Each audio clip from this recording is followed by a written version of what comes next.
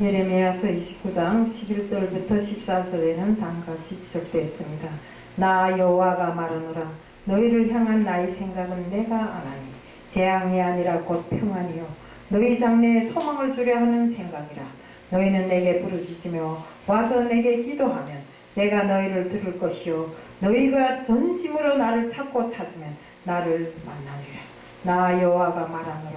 내가 너희에게 만나지겠고 너희를 포로된 중에서 다시 돌아오게 하되 내가 쫓아 보내었던 열방과 모든 곳에서 모아 사로잡혀 떠나게 하던 본 곳으로 돌아오게 하리라. 여호와의 말이니라 하셨느니라. 저는 오늘 하나님이 생각을 알라 이런 제목 갖고 하겠습니다. 기도드리겠습니다. 사랑의 하나님 아버지, 저는 오늘 하나님이 생각을 알라는 제목을 들고 다녔었습니다. 저희들은 하나님 생각을 안다고는 하지만 실제적으로 정말 하나님께서 우리들에게 바라는 생각이 무엇인지를 잘 알지 못하였기에 세상을 살면서 너무나 많고 많은 죄를 짓고 삽니다. 그러하오매 주님이시오, 저희들 정말 하나님 생각을 알 수 있겠고 이 시간에 말씀을 통해서 정말 그 모든 것을 알 수 있게끔 하게 하여 주실 줄 믿사오며 이 시간도 주님께 모든 걸 맡겨오며 예수 그리스도 이름 받들어 감사하며 기도드리옵나이다. 예. 우리 그 말씀에 이렇게 되어 있습니다. 내 생각을 알라고. 나는 너희에게 재앙을 주려고 한 것이 아니라 평화를 주고, 응? 화평을 주고, 너희 장래에 소망을 주려고 이렇게 한다고 하셨습니다. 또 그러니까 너희는 내게 부르짖으라고. 그러면 내가 들을 것이요 너희 기도를 반드시 하나님께서 듣는다 했습니다. 우리들의 기도를. 응? 그리고 나를 정말 하나님을 진심으로 우리가 찾고 찾을 때 하나님께서는 우리를 만나 주신다고 했습니다. 그렇기 때문에 우리는 여기에 말씀에 되어 있는 바와 같이 정말 우리가 전심으로 하나님을 알고 하나님 앞에 순종하고 충성할 때 하나님께서는 이스라엘 백성이 70년 동안 애굽에 종살이한 그곳에서 다시 꺼내서 동국으로 돌려보내준다고 말씀에 분명히 지적되어 있습니다. 우리 이런 하나님을 우리가 배우면서도 정말 우리는 세상 것에만 눈뜨고 하나님을 알려고 하지 않습니다. 우리나라에서 거의 60년 동안 살아온 디퐁이라는 프랑스 사람이 있는데 이 사람은 그런데요. 가서 저 한국이라는 나라는 참으로 이상한 나라라고 하나님의 은혜 속에 정말 눈부시게 너무나도 빠른 발전을 이루어 왔는데도 한국 사람들은 모든 것에 불만족하고 행복을 느끼지 못하고 그래서 하나부터 열까지 다 만족치 못하고 불만족하다고 하는 이상한 나라라고 이렇게 이야기를 한대요. 그러니까 또 그렇게 하나님께서 이 나라를 이렇게 번성케 하고 발전시켜 줬으면 하나님을 정말 경외하고 하나님 앞에 순종하고 하나님 앞에 충성하면서 모든 것에 만족하고 모든 일을 하나님께 맡겨야 되는데 그 하나님 생각을 알지 못하고 그래서 스스로 자기가 잘난 것에 잘됐다고 이렇게 생각하고 산다고 한답니다. 현대인들의 문제는 육신의 삶이 너무나도 풍족하고 세월이 너무나도 빨리 발전해서 정말 살아가는데 지장이 없고 정말 이렇게 평안해지니까 마음이나 생각이 다 풍요로우니까 마음 자체가 병들어가지고 정말 어떤 것이 진정한 행복인지 어떤 것이 진정한 나의 소망인지조차도 망각하고 살 때가 많다는 것입니다.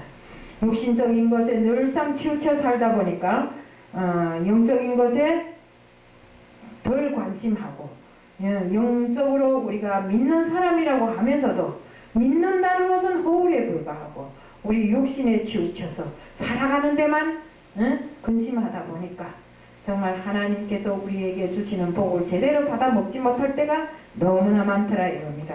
근데 프랑스 철학자인 데카르트는 나는 생각한다. 고로 나는 존재한다. 이렇게 주장했다. 생각이 삶을 주재한다는 내 생각이 내 삶을 주재한다.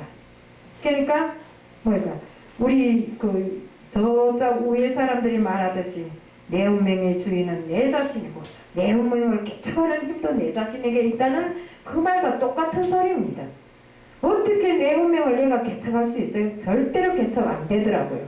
저는 물론 한국 사람들은 평안한 상태에서 모든 삶을 살아왔기 때문에 아 그럴 수도 있겠다 이렇게 생각할지는 몰라도 저는 어려운 환경에서 태어나서 어려운 생활만 해왔는데 그것에서 벗어나려고 발버둥치고 몸부림을 쳐도 내 운명이 내절로 개척이 안 되더라고요. 남보다 더 노력하고 더 힘쓰고 더 애써도 안 되는 것이 내 운명이더라고요. 그럼 내 운명을 누가 주관합니까? 바로 우리를 지으신 우리 하나님. 우리 하나님께서 우리 운명을 주관하시잖아요. 네? 그런데 그런 것은 다 망각해버리고 내가 잘난 것에 내 운명을 내가 개척한다고 모든 발을 뛰다가 결국에는 안 되니까 한국까지 왔어요. 한국에 와서 보니까 정말 하나님을 알게 되었고 하나님을 알고 보니까 정말 내 운명의 주인이 내가 아니라 내 운명의 주인은 바로 하나님이고 하나님께서 나를 나의 모든 것을 주관하신다는 것입니다. 그래서 저는 나의 머리털까지 세시는 하나님이라서 깜짝 놀랐어요. 무슨 하나님이 내 머리털까지 세겠냐고 이렇게 생각했는데 정말 나를 지으신 이가 내 머리털이 몇 개인지 모르시겠어요? 아신다고요. 그러니 내가 살아가는 모든 것에 대한 책임은 우리 하나님께서 지시고 하나님께서 인도하신다 이겁니다. 그런 인도함을 받는 우리들이 하나님을 하나님께 잘 순종하지 않고 정말 우리가 충성한다고 하면서도 그 행함이 바르지 못하면 절대로 하나님이 우리에게 주시는 축복을 받을 수가 없는 것입니다. 바로 하나님께서 우리에게 내려주시는 그 모든 생각이 바로 평안입니다. 우리가 아무리 어려운 고난을 받는다 해도 하나님은 그 고난을 통해서 내게 고쳐야 할 점, 바로잡아야 할 점, 그러니 우리가 그 고난을 고난이라고 생각하지 말고 정말 하나님이 내게 주시는 은혜라고 생각한다면 그 고난이 결국 힘들지 않다 이겁니다. 제가 살아보니까 그 말이 100% 맞더라고요. 저는 처음에는 남보다 어렵고 힘들 때면 정말 앉아서 발버둥 치면서 하나님이 있다면서 왜 나한테 이렇게 힘들게만 합니까?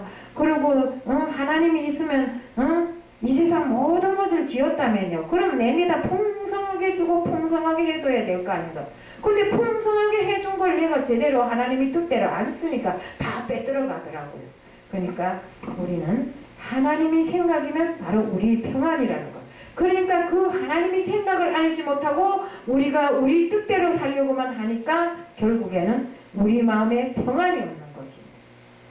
예레미야서 29장 11절에는 다음과 같이 적되었습니다. 여호와의 말씀이니라. 너희를 향한 나의 생각을 내가 아나니 평안이요 재앙이 아니라. 응? 그러니까 하나님은 우리에게 재앙을 주시려고 그러는 것이 아니라 우리에게 평안을 주시려고 또 우리에게 끝없는 소망을 주시려고 이렇게 마음을 쓰시고 항상 우리에게 축복과 은혜를 내려주시는데 우리는 그 축복과 은혜를 받을 만한 그릇이 안 돼서 또 받을 만한 그 어떤 일을 하지 못해 행함을 하지 못했기 때문에 받지 못하는 것이 하나님이 축복과 은혜는 항상 내 곁에 서서 기다린다. 그런데 그 풍성한 은혜와 축복을 우리가 받을 만한 그릇이 안 돼서 못 받고 있는 것입니다. 요만한 종재기를 준비해 놓고 있는데 그 종재기의 은혜와 축복을 담으면 어느 만큼 되겠어요?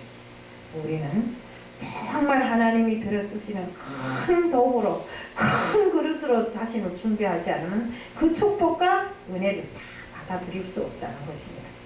우리는 정말 우리 주님은 십자가에서 승리한 만왕의 왕이십니다. 이런 왕이 우리에게 정말 내리시는 그 모든 축복과 은혜를 받으려면 우리가 정말 불 속에 들어가서 정말 연단되고 단련돼서 전군같이 되어 나오기 전에는 그 은혜와 축복이 나를 감싸고 있을 뿐 내게 들어오지는 않더라고요.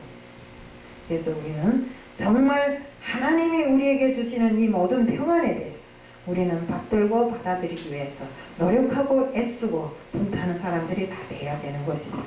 예레미야서 정말 요한복음 14장 6절에는 다음같이 적되어 있습니다. 예수께서 이르시되 내가 곧 진리요 생명이니 나로 말미암지 않고는 아버지께로 올 자가 없느니라. 주님께서는 우리를 죄에서 구해 주시기 위해서 정말 십자가를 지시고 그 십자가에서 피 흘림으로 우리 죄를 다 사해 주시고 새 생명을 얻도록 우리에게 모든 은혜와 사랑을 다 베풀어 주시고 우리가 빛이 이 나라에 들어가서 정말 행복한 삶을 살 수 있도록 이런 미래의 소망까지도 다 안겨주셨습니다.